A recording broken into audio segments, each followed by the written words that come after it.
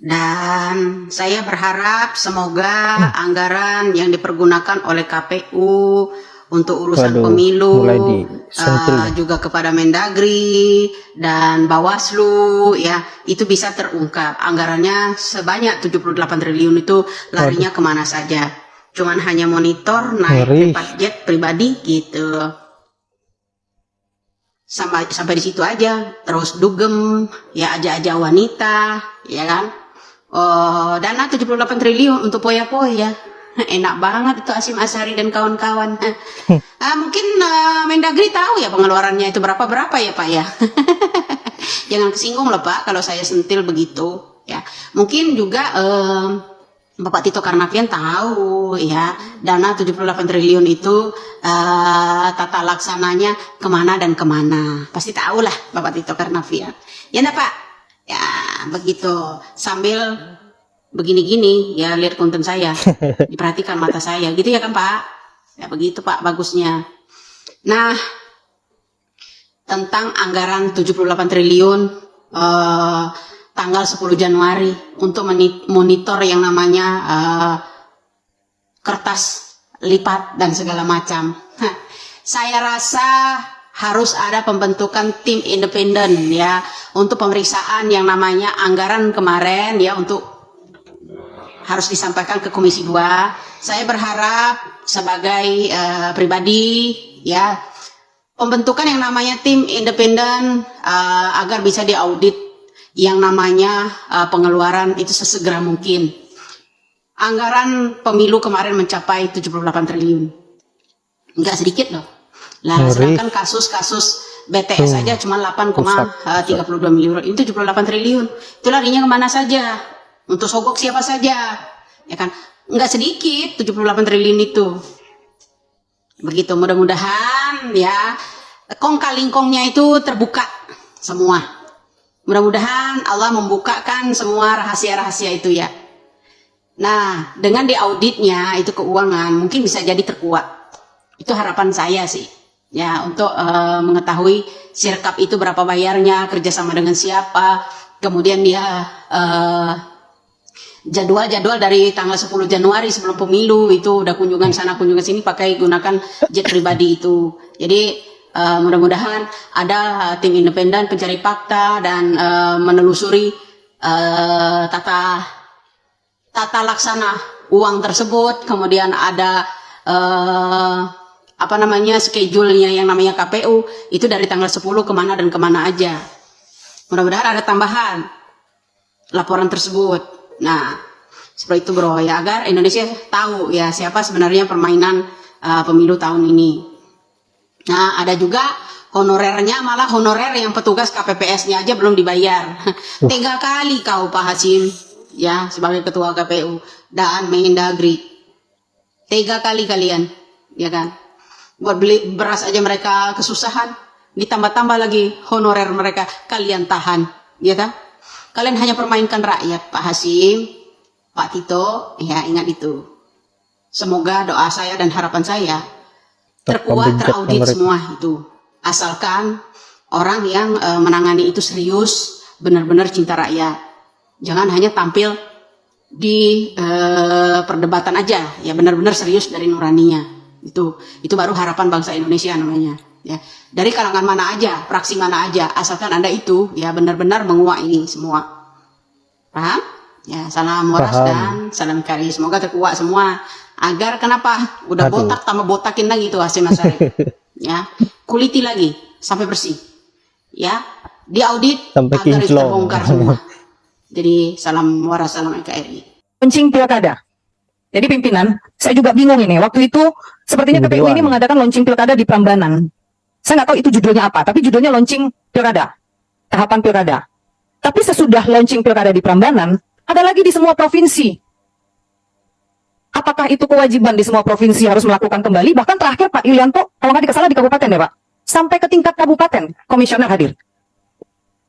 Nah, jadi mungkin ini kita pengen tahu, apakah memang harus semua provinsi itu dilakukan launching pilkada? Ini anggaran juga lumayan ini, kadang mengundang artis. Dibuat besar-besaran di lapangan. Bawaslu ikut nggak tuh? Nggak diundang? Ini kegiatan KPU ini sekarang banyak yang mewah-mewah. Buat di hotel berbintang. GBK, kumpulkan semua di Jakarta, di Bali. Capaian bagaimana? Ngeri. Berikut honor PPS PPK. Nah, ini berkali-kali saya nanya. Karena banyak masuk ke DM saya. Kadang ketua kita ini nanya terkait dengan yang dari masyarakat. Di WA-nya Senin, dijawabnya Jumat. Ini nih. Kendalanya apa? Kenapa kok masih ada Tegas. PPS ini yang belum dibayar honornya? Kalau mereka ada kendala terkait laporan, dibantu. Mereka dari Maret sampai sekarang belum terima beberapa daerah. Kenapa tidak dibantu untuk percepatan mereka dapat itu honor? Mereka kerja pagi, siang, sore, malam untuk sukseskan demokrasi kita. Sebentar lagi presidennya yang terpilih udah mau dilantik. Mereka belum terima itu honor. Ini saya minta diselesaikan dalam minggu ini. Kalau ada kendalanya dibantu. KPU RI turun bantu. Supaya mereka bisa dapat. Nggak seberapa mungkin dibanding gaji-gaji Bapak. Yang ada komisioner di KPU ini. Mungkin ini Sekjen nanti bisa bantu jawab ini. Komisioner dan Sekjen kurang-kurangi dulu keluar negeri. Apalagi sekarang masih PHPU di MK. Kurang-kurangi dulu. Jangan nanti keluar negeri berlabuh lagi laporan di DKPP. Nggak usah dulu jalan-jalan keluar negeri. Kita selesaikan dulu semua tahapan. Selesaikan dulu PHPU. Nanti setelah selesai semua bayar honor itu, silakan. Ini masih PHPU. Jangan sampai dibilang nggak ada anggaran. Nggak mungkin nggak ada anggaran. Seperti yang ketua sampaikan. Bukan hanya pelaksanaan, tapi penyelenggaraan. Mungkin Sekjen juga nanti bisa jawab. Mobil dinas komisioner KPU. Ada berapa mobil dinas komisioner KPU? Apakah ada warisan dari periode yang lalu? Yang kedua, betul Palisade? Yang ketiga, apa betul Alphard? Luar biasa kalau iya, mobil dinasnya 3. Tambah satu lagi, ketua KPU pakai mobil dinas yang plat nomor polisi, saya nggak tahu itu. Nanti Pak Sekjen bisa jawab. Mungkin beda-beda hari, beda pakai mobil. Nanti ini tolong dijelaskan. Tambah lagi, rumah dinas.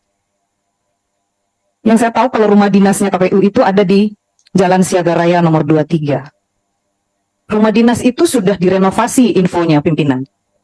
Dari awal mereka ini dilantik, dilakukan renovasi. Ada beberapa saja yang tinggal di sana, 1 atau 2 orang kalau saya nggak salah. Tapi ada rumah dinas yang baru yang mereka tempati di sebuah apartemen, 4 atau 5 orang tinggal di situ. Di Jalan Setiabudi, Utara Raya nomor 5 apartemennya. Bagaimana pembayaran ini Pak Sekjen? Rumah dinas ada, apartemen ada, yang bayar siapa dan pakai apa? Rumah dinas direnovasi buat apa? Dan pembayaran apartemen ini pakai anggaran apa? Tolong nanti dijawab. Ini terjadi di saat masih banyak masyarakat Indonesia yang sangat sulit untuk membeli beras.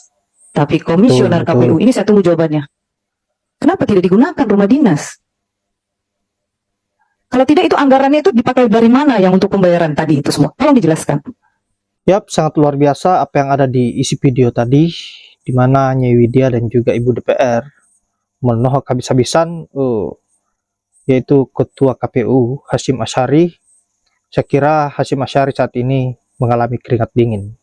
Nah, apa yang menjadi kelakuan-kelakuan busuk Hasyim Asyari kemarin-kemarin yang mengkhianati rakyat satu persatu akan terungkap, dan Hasyim Asyari harus siap-siap menerima apa yang menjadi teguran Allah Subhanahu wa Ta'ala atas kebejatan yang Hasyim Asyari lakukan terhadap rakyat, menggunakan anggaran besar untuk berpoya-poya, menyewa jet pribadi sampai dugem sama cewek-cewek cantik. Sementara itu rakyat Indonesia hari ini menjerit, mengeluh soal kebutuhan pokoknya, beras naik dan sebagainya, tetapi para pejabat-pejabat keparat seperti Hasyim Asyari ini malah menikmati hasil dari keringat rakyat Indonesia melalui pajak dan berpoya-poya di atas penderitaan rakyat. Semoga apa yang diucapkan oleh Nyai Widya tadi dan juga Ibu DPR yang senilai anggaran yang senilai 78 triliun saya kira bukan sedikit. Semoga saja semua ini bisa terungkap dan Hasyim Asy'ari dan kawan-kawan bisa diberikan hukuman yang setimpal sesuai dengan apa yang dia lakukan. Tentu kita berharap bahwa keparat-keparat ini bisa diberikan pelajaran yang betul-betul bisa menyadarkan dirinya.